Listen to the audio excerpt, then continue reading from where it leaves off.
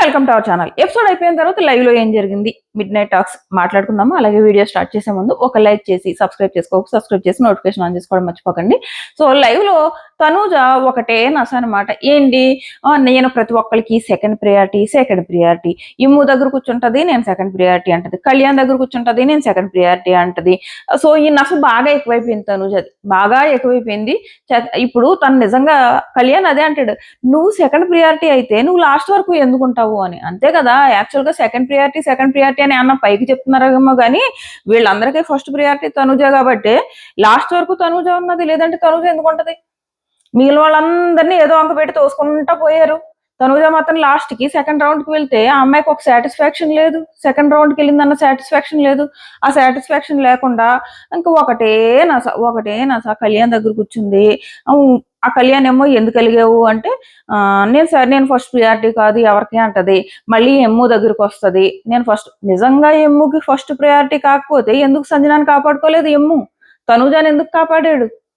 అనవసరమైన ఆర్గ్యుమెంట్ కదా, ఊరికే అలిగిపోతుంది. అండ్ భరణి గారు సరిగ్గా మాట్లాడలేదన్న కాన్సెప్ట్ గురించి కూడా ఇక్కడ మాట్లాడుకుంటారనమాట. ఏమో అంటాడు, భరణి గారు ఎందుకు మాట్లాడలేదంటే నువ్వు అరుస్తున్నావు కదా దాని గురించి, అండ్ నువ్వు నా మీద కూడా అలాగే అరుస్తావు అని చెప్పేసి నేను చెప్పా. కాకపోతే ఏంటంటే నువ్వు అలా అరిచేటప్పుడు మా ఇంట్లో వాళ్ళు చూస్తారు కదా, మా ఇంట్లో వాళ్ళు కానీ మీ ఇంట్లో వాళ్ళు కానివ్వండి, ఎవరి ఇంట్లో వాళ్ళు చూసినా ఏంటి ఈ అమ్మాయి ఇలా అరుస్తుంది అని ఉంటది, వాళ్ళకు ఉంటది. సో నువ్వు తగ్గించుకోవాలి, నువ్వు చెప్పింది అర్థం చేసుకో, నేను నీతోనే ఉన్నాను, నువ్వు చెప్పిన మాట వినవు, అరుపులు తగ్గించుకో అని చెప్పేసి ఎమ్మో చెప్తాడనమాట. ఇక్కడ గ్రూపులు అయిపోయాయి. యాక్చువల్ గా తనూజ ప్రాబ్లం ఏంటంటే భరణి గారు దివ్యాకి ఎక్కువ క్లోజ్ అయ్యారు, తనూజకి తక్కువ ఇంపార్టెన్స్ ఇస్తున్నారని తనూజ ఫీల్ అవుతుంది. అండ్ ఈ టాబ్లెట్ ఇష్యూ ఉంది కదా, అదే అంటే దివ్యాకు కూడా పట్టుకెళ్ళి టాబ్లెట్ ఇస్తున్నాడు, నాకు మాత్రమే కాదు అని. ఇదో ఫేక్ బాండ్లు, ఆ ఫేక్ బాండ్ల నుంచి కానీ వీళ్ళు బయటకు రావట్లేదు. ఇక్కడ దివ్యాది భరణిది ఫేక్ బాండ్. దివ్య తన హెల్ప్ కోసమే భరణితో ఉంటుంది, అంతకుమించి ఏం లేదు. అండ్ ఆ తనూజ ఈ గ్రూపులు కాన్సెప్ట్ లో ఏమైనా ఉంటుందేమో, అది కూడా ఫేక్ బాండే. మళ్ళీ ప్రతి ఒక్కరి దగ్గరికి వెళ్ళిపోయి గ్రూపులు అయిపోయాయి, నేనేమో ఫస్ట్ ప్రియారిటీ కాదు. ఒక నస అయిపోయింది. మిడ్ నైట్ లైవ్ చూసిన వాళ్ళందరికీ అదే అనిపిస్తుంది, నస అయిపోయింది ఎవరి దగ్గర కూర్చుంటే వాళ్ళ దగ్గర అని. వాళ్ళు సారీ చెప్తే గానీ తను ఈ అలుగుడు కార్యక్రమం ఆపట్లేదు. నెక్స్ట్ వచ్చేసి డెమాన్ రీతు, వీళ్ళిద్దరిది ఇంకో నస. ప్రతి ఒక్కరికి ఫస్ట్ ప్రయారిటీ ఇచ్చుకున్నారు. కళ్యాణ్ ఏమో శ్రీజకి, ఎమ్ము ఏమో సంజనకి ఎక్కడ ఇచ్చుకున్నాడు. భరణి గారు ఏమో తనూజకి, నువ్వెందుకు నాకు ఫస్ట్ ప్రయారిటీ ఇవ్వలేదని చెప్పేసి ఇక్కడ వీళ్ళిద్దరు గొడవ. అండ్ ఇక్కడ రీతు ఇంకొకటి అంటది డెమాన్తో, ఏమంటదంటే మీరు ఎందుకు ఫైట్ చేయలేదు? డెమాన్ అడుగుతాడు, మీరు ఎందుకు ఫైట్ చేయలేదు? మీరు అందరూ కలిసి ఫైట్ చేయొచ్చు కదా, నువ్వు స్ట్రాంగే కదా, నువ్వు ఎందుకు ఫైట్ చేయలేదంటే నేను ఫైట్ చేద్దాం అనుకున్నాను, ప్రతి దాంట్లో తొత్తరాన్ని నన్ను ముందెళ్ళిపోతున్నావు అని అంటున్నారు, అందుకే ఈసారి ఫస్ట్ నేను కొంచెం వెనక్కి తగ్గాను, అందరూ వెళ్తే నేను వెళ్ళేదాన్ని, బట్ ఒకసారి వెళ్ళిన తర్వాత మిమ్మల్ని అటాక్ చేస్తే మాలో మేమేమి మిమ్మల్ని ఒకళ్ళు పడేస్తామేమో, కానీ ఆ తర్వాత మీరు అందరూ అటాక్ చేసి మమ్మల్ని పడేస్తారు, అందులో నేను కూడా పడిపోతాను కదా, సో ఆ రకంగా నాకు ఇమ్యూనిటీ పోతుందని కొంచెం ఆలోచించి వెనక్కి తగ్గాను అన్నట్టు రీతు చెప్తుంది అనమాట. వీళ్ళు ఫైట్ చేసి ఉంటే శివంగులు అని పేరు వచ్చేది, వీళ్ళు ఫైట్ చేయకుండా శుభ్రంగా వెనకాల మూలన కూర్చున్నారు. నెక్స్ట్ వచ్చేసి అండ్ జెంట్స్ కూడా వాళ్ళందరూ టీమప్ అవడం చాలా రాంగ్. వీళ్ళందరినీ వదిలేసి వాళ్ళందరూ టీమప్, ఫ్రెండ్షిప్కి ఏమో వీళ్ళు కావాలి, ఇక్కడ టాస్క్లు ఆడడానికి మాత్రం బలం కావాలి, సో వాళ్ళు టీమప్ అయ్యారు. ఏం చెప్తారో నాకు సార్ వీకెండ్ చూడాలి దీనికోసం.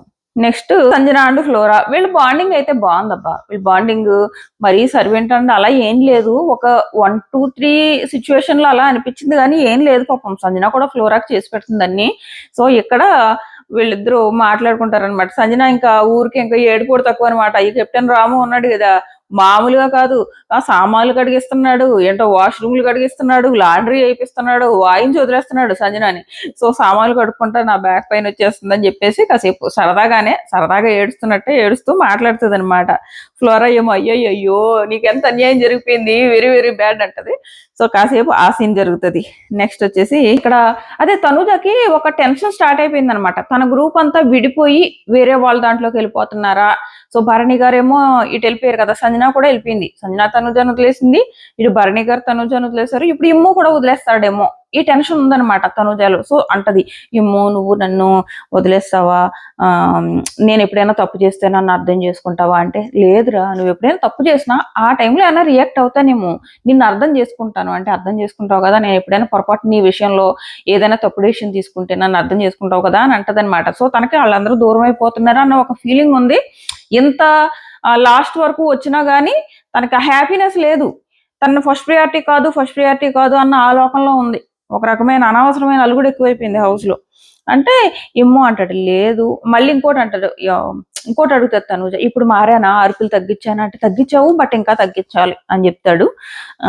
సో అదొకటి అవుతుంది. నెక్స్ట్ సంజన డెమాన్ అంటారనమాట. సంజన అంటాడు, మీరు నిజంగా ఎంటర్టైనర్, ఏదో రకంగా కంటెంట్ క్రియేట్ చేసేయగలరు అని అంటది సంజన. అవునా, నేను ఎంటర్టైన్ చేస్తానా అంటే మరి చేస్తారు, అందుకే మీరు ఇంకా హౌస్ లో ఉన్నారు, ఎందుకున్నారు మరి, మీరు ఎంటర్టైనర్ కాబట్టి అని చెప్పేసి అంటాడు. ఇదోటి జరుగుతుంది. కాసేపు డెమాను రీతు సుత్తి జరుగుద్ది. ఆ సుత్తి అంటే అర్థం చేసుకునే ఇంట్రెస్ట్ కూడా నాకు లేదు, సో పెద్ద పట్టించుకోలేదు అది. So flora and demon issue ఏదైతే సంచాలకుగా రాంగ్ డెసిషన్ తీసుకుంది అని అంటున్నారో దాని గురించి కూడా మాట్లాడుకుందాం. దీని గురించి ఏం జరుగుతుందంటే, ఫ్లోరా అండ్ రాము మాట్లాడుకుంటారు కదా, మనకి ఎపిసోడ్ లో చూపిస్తారు. సో ఆ తర్వాత ఫ్లోరా ఏమంటదంటే, నేను కావాలని స్ట్రాటజీ యూజ్ చేశాను, ఇది నా స్ట్రాటజీ. ఎందుకంటే నాకు బిగ్ బాస్ ఏం ఆప్షన్ ఇచ్చారు, కింద పడిన వాళ్ళు ఎవరు ఫస్ట్ పడ్డారో వాళ్ళని తీయమని చెప్పలేదు, కింద పడ్డ వాళ్ళలో మీరు ఎవరికి ఇమ్యూనిటీ ఇవ్వకూడదు అనుకున్నారో వాళ్ళని తీయమని చెప్పారు. అండ్ తిను ఏం చేసిందంటే, తనకి ఆ డౌట్ ఉండింది అవునా కాదా అని తెలుసుకోవడానికి. సో అప్పుడు మళ్ళీ శ్రీజ అని అడుగుతుంది, అవునా కాదా, కింద పడిన వాళ్ళని తీయాలా లేదంటే నేను ఎవరిని వద్దనుకుంటున్నానో వాళ్ళని తీయాలా అంటే శ్రీజ అవును, మీరు ఎవరు వద్దనుకుంటున్నారో వాళ్ళని తీయాలి, ఫస్ట్ ఎవరు కింద పడ్డారు అన్నది కాదు అంటే. సో తను ఆ పాయింట్ పట్టుకున్నది అనమాట. సో డెమాన్ అండ్ భరణి వీళ్ళిద్దరిలో డెమాన్ కింద కాల్ పెట్టాడా లేదా అన్నది సంచాలకులు చూసారో లేదో కానీ, అయ్యయ్యో మంచి పెన్న పడిపోయినాను. డెమాన్ కింద పడిపోవడం రాము వాళ్ళు చూసారో లేదో కానీ కింద కాలు పెట్టాడని భరణి చెప్పాడు. కానీ అసలు పడిపోయింది ఎవరు, భరణియే పడిపోయారు. అసలు ఇక్కడ డెమాన్ మాత్రం ఖచ్చితంగా నాగసారి పొగుడుతారు. ఎందుకంటే మొత్తం ముగ్గురు జెంట్స్ కలిపి డెమాన్ మీద పడ్డారు. డెమాన్ అసలు కాలు కింద పెట్టకుండా అలా తిరిగి వెళ్ళి ఈ భరణిని ఎత్తి పడేశాడు, కానీ డెమాన్ కిందకి రాలేదు. ఈ భరణి పడిపోయిన తర్వాత తన కింద పడ్డాడు. సో కింద పడ్డ వాళ్ళలో ఎవరిని ఫస్ట్ అవుట్ చేయాలన్న కాన్సెప్ట్ ఏమీ లేదు. సో ఇక్కడ ఫ్లోరా ఎందుకు భరణిని మానేసి డెమాన్ అవుట్ చేసిందంటే, వీళ్ళు ప్రతిదానికి నన్నే ముందు పెట్టేవారు, నామినేషన్స్ అయినా నన్నే ముందు పెట్టేవారు, వేరే ఈ జైలు ఏ టాస్క్లు అయినా కానీ ఈ టెనెంట్స్ అందరూ నన్ను ఎక్కువ టార్గెట్ చేసేవారు, అందుకు నేను వాళ్ళ ఓన్ మెడిసిన్ వాళ్ళకి తినిపించాలనుకున్నా, అందుకు నేను డెమాన్ అవుట్ చేశాను అన్నట్టు చెప్తుంది అనమాట. సో నేను ఇలాగ స్ట్రాటజీయే యూజ్ చేశాను, ఎవరు ముందు పడ్డారన్న కాన్సెప్ట్ లేదు కాబట్టి నేను డెమాన్ని తీయాలనుకున్నా. ఫస్ట్ భరణి పడి ఉండొచ్చు, బట్ ఇది నా స్ట్రాటజీ, వాళ్ళు నా విషయంలో అలా బిహేవ్ చేశారు కదా, సో నేను ఇలా బిహేవ్ చేస్తే తప్పేంటి అని చెప్పేసి అన్నదనమాట. ఒకవేళ వీకెండ్ అడిగినా కూడా తను అదే అంటే అడగరు కూడా, ఎందుకంటే సంచాలకు ఫస్ట్ పడేసిన వాళ్ళని తీయాలి అన్న కాన్సెప్ట్ చెప్పలేదు, కింద పడిన వాళ్ళు మీకు నచ్చిన వాళ్ళని తీసుకోండి అని చెప్పేసి. ఈవెన్ దివ్య శ్రీజ టైంలో కూడా ఒకవేళ శ్రీజని తీసేస్తానన్నది అనుకో ఏం చేయలేరు, అక్కడ తను ఫెయిర్ గా డెసిషన్ తీసుకుంది. ఎందుకంటే శ్రీజ ఎందుకు దిగింది, దివ్యకి హెల్ప్ చేయడానికి దిగింది కాబట్టి ఫెయిర్ గా డెసిషన్ తీసుకుంది అక్కడ ఫ్లోరా. అక్కడ కూడా కావాలంటే శ్రీజ, ఎందుకంటే ఆ తర్వాత దివ్య ఏమంటే తెలుసా, మనకి ఎపిసోడ్ లో చూపించలేదు కదా, ఆ తర్వాత ఏమంటే తెలుసా, శ్రీజ అంటే తన కోసం హెల్ప్ చేయడానికి దిగినా గానీ దిగింది కాబట్టి శ్రీజని ఎందుకు అవుట్ చేయలేదు అని అడుగుతుంది. నీ కోసం హెల్ప్ చేయడానికి దిగిందమ్మా అమ్మాయి, తను ఎందుకు అవుట్ చేయలేదని అడుగుతున్నావు, ఎందుకు దిగింది, నీ డ్రెస్ సర్దడానికి దిగింది, నీ డ్రెస్ సర్దడానికి దిగిన అమ్మాయిని అవుట్ చేయమని చెప్తున్నావు నువ్వే కింద పడ్డావు కూడా, తన కాదు కింద పడింది నువ్వు కింద పడితే నీ డ్రెస్ సర్దడానికి దిగిన అమ్మాయిని అవుట్ చేయమంటున్నావు. ఆ తర్వాత మళ్ళీ భరణి ఏదైతే చాలా రాంగ్ గా శ్రీజని పడేశారో కాళ్ళు పట్టుకుని మరీ కింద పెట్టేసింది, అంత కక్ష ఎందుకు. సో అది తన కోసం నీకు హెల్ప్ చేస్తే అంటది ఆ తర్వాత, ఓకే నాకు హెల్ప్ చేయడం కోసమే దిగింది, బట్ తను దిగింది కదా, తను అవుట్ చేయొచ్చు కదా, తను ఎందుకు అవుట్ చేస్తారు, అది వాళ్ళ చాయిస్, సంచాలక చాయిస్. ఆ టైంలో వాళ్ళకి ఎవరిని అవుట్ చేయాలనుకుంటే వాళ్ళని అవుట్ చేస్తారు, ఎవరికి ఇమ్యూనిటీ ఇవ్వకూడదు అనుకుంటే వాళ్ళకి ఇవ్వరు.